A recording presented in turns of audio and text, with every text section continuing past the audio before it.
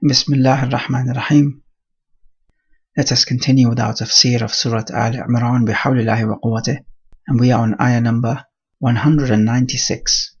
قال الله تبارك وتعالى لا يغرنك تقلب الذين كفروا في البلاد. The verb used is غر, يغر, which means to deceive or dupe. Taqallub means moving about. So this would be moving about in the land for trade and other purposes. It is reported that this ayah came down because some of the Muslimun felt bad that these kuffar, the enemies of Allah, are living in luxury. And so here Allah Jalla wa Ala is telling us that this luxury that they're living in and the ability that they have, let it not deceive you. Meaning to say, just because they have much wealth and ability and are living in luxury does not mean that they are rightly guided. And it also does not mean that you must therefore imitate them in their lifestyle just because they are richer than you and have more ability than you. Ayah 197. مَتَاعٌ قَلِيلٌ ثُمَّ مَأْوَاهُمْ جَهَنَّمُ وَبِئْسَ الْمِهَادُ. He says, مَتَاعٌ قَلِيلٌ. It is a qalil, a brief enjoyment. Mata' can mean enjoyment or provision. And then their ma'wa, from awa ya'wi, uwiyan, which means to seek shelter. So their place of shelter is Jahannam, which is another word for the fire. وَبِئْسَ الْمِهَادُ, and what a bad bedding. And mihad is a maqar, a place where you stay. It is normally a comfortable place in the language. However, there is a sense of sarcasm in this ayah, because there is nothing comfortable about Jahannam, and indeed Jahannam is not a ma'wa either. It is not a place of refuge. Rather you seek refuge from it. But again, there is a touch of sarcasm in this ayah. So reflecting on these two ayatan, the main lesson to take is just because the kuffar are in luxury and they are rich, they have booming economies, does not mean that Allah is happy with them. Rather, this luxury of theirs is a fitna for them. It is Allah Jalla wa Ala distracting them and misguiding them from the right path. All this to increase them in their punishment. So this actually turns out to be a curse in disguise, not a blessing in disguise. And we learn that our ultimate aspirations is for the hereafter, because that life is the everlasting life, which does not end. So it makes no sense to sell out to that life for a brief comfort in this life. And this ayah ties in nicely with ayah number 178 of the same surah, Aal-Imraan, which tells us that the kuffar must not consider that Allah delaying their life and extending their life is better for them. He only gives them respite so that they may increase in their sin and that they will have a humiliating torment. So if you are feeling enticed by the lifestyle of the kuffar, or you know anyone who is being enticed by the lifestyle of the kuffar, then this ayah serves as a useful reminder and a reality check.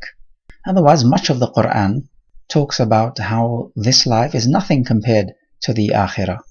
بل تؤثرون الحياة الدنيا والآخرة خير وأبقى.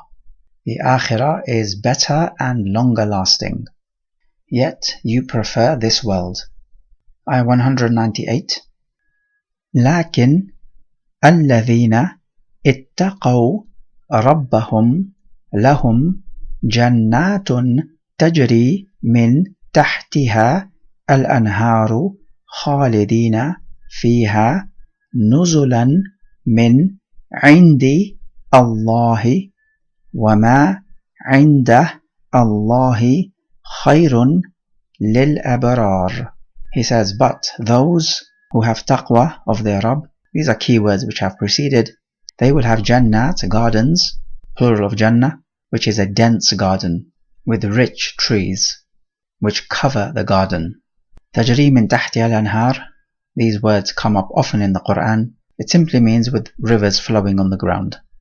خالدين فيها, dwelling therein, خالدا meaning forever in this case. نزلا, it is mansub bil fatha because it is a hal. Nuzul means the food and drink which is served to a guest. Min indillah, from Allah. And we talked about this before. The greatness of the gift is proportional to the greatness of the giver. And what is with Allah, he says, is better for the abrar, plural of bar, meaning righteous people. What is it better than? It is better than what the kuffar have in this world.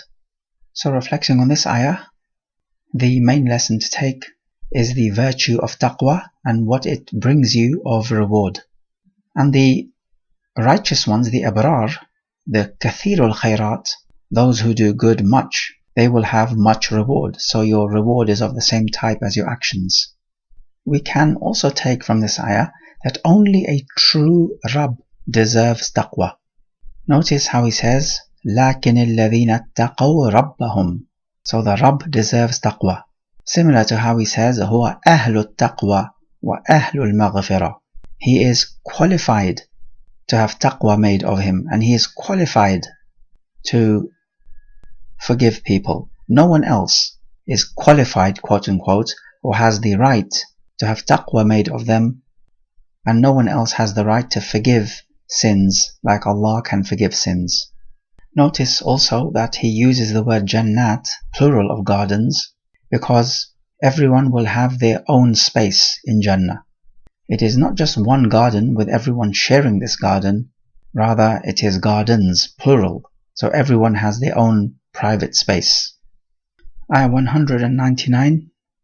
وَإِنَّ مِنْ أَهْلِ الْكِتَابِ لَمَنْ يُؤْمِنُ بِاللَّهِ وَمَا أُنْزِلَ إِلَيْكُمْ وَمَا أُنْزِلَ إِلَيْهِمْ خَاشِعِينَ لِلَّهِ لَا يَشْتَرُونَ بِآيَاتِ اللَّهِ ثَمَنًا قَلِيلًا أُولَئِكَ لَهُمْ أَجْرُهُمْ عِنْدَ رَبِّهِمْ إِنَّ اللَّهَ سَرِيعُ الْحِسَابِ. So this ayah is telling us something about the Ahlul Kitab, the people of the book. They are the Jews and the Christians. He says, from those people, there are those, لَمَنْ يُؤْمِنُ بِاللَّهِ. The lam is the lam of tawqeed. It comes often after the inna. They have iman in Allah, iman key term preceded, and what is sent down to you, referring to the Quran. Khashi'ina, from khushu', meaning to be fearful and humble. They have khushu' to Allah, and they do not purchase a small price selling out the ayat of Allah. We spoke about this before. Many of the Yahud and Nasara, they will sell out their deen, sell out the ayat of Allah Jalla wa Ala for a small gain in this world, be it popularity or bribery and other types of wealth or positions of power and authority and that type of a thing. Commentators like Ibn Abbas and others, they say that this ayah came down talking about people like An-Najashi, the ruler of Abyssinia at that time. They say his name was Ashama, which in Arabic translates to gift. So we know about An-Najashi that he embraced the deen of Al-Islam. And so from the Ahlul Kitab would be those who do embrace the deen of Al-Islam. He says they will have their reward عِنْدَ رَبِّهِمْ, with their Rabb. Again, the reward is coming from their Rabb, and the greatness of the reward is proportional to the greatness of the giver. Indeed, Allah is quick in hisab, taking to account. So reflecting on this ayah, we take that Allah Jalla wa Ala gives credit where credit is due. He does not rebuke absolutely everyone from the Ahlul Kitab for being a sellout. Rather, He gives credit to those of the Ahlul Kitab, such as An-Najashi and Abdullah ibn Salam and other than them, who recognize the Quran for what it is and the Messenger for who he is. That is to say, the truth. They did not allow themselves to be seduced and enticed by the richness and the glamour and glitter of this world. So in this there is a lesson for us that we also have to be balanced and just even when dealing with our enemies or with people that we may not like, what needs to trump our prejudice and our own whims is the sense of justice and fairness. We also learn that Allah is Sari'ul Hisab, quick in taking into account. When we take something to account, we often need to count or make calculations, or at least think about what we are doing so that we can arrive at the correct conclusion. But all of this does not apply to Allah Jalla wa Ala. It is just like a click of a finger and He takes to account. We also take from this ayah the virtue of khushu', because Allah Jalla wa Ala makes mention of this in this ayah and speaks of it in a positive light. So it is all about being humble and fearful to Allah Jalla wa Ala, wherever you may be. Let's take ayah 200 and the final ayah of this surah. Ya ayyuha alladhina amanu isbiru wa sabiru wa rabitu wattaqu Allah la'allakum tuflihun. So again he calls people with the best description possible, those who believe, meaning have iman. And he issues 4 orders. What are they? Isbiru, be patient. So this is be patient in the worship of Allah, because the worship of Allah will inconvenience you. It is designed to inconvenience you. And also be patient in refraining from evil sins, even though you are enticed by them. This requires patience.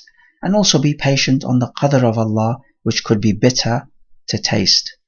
So these are 3 categories of patience. And then he says, sabiru. This means be more patient than your enemies. Because your enemies are fighting you, you are fighting them.